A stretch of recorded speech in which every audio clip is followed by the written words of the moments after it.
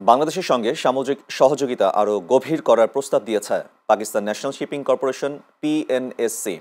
লন্ডনে বাংলাদেশের নৌ পরিবহন বিষয়ক উপদেষ্টা অবসরপ্রাপ্ত brigadier general doctor M Sakhawat হোসেনের সঙ্গে এক বৈঠকে পাকিস্তানের সমুদ্র বিষয়ক মন্ত্রী মোহাম্মদ জুনাইদ আনোয়ার চৌধুরী এই প্রস্তাবটি উপস্থাপন করেন।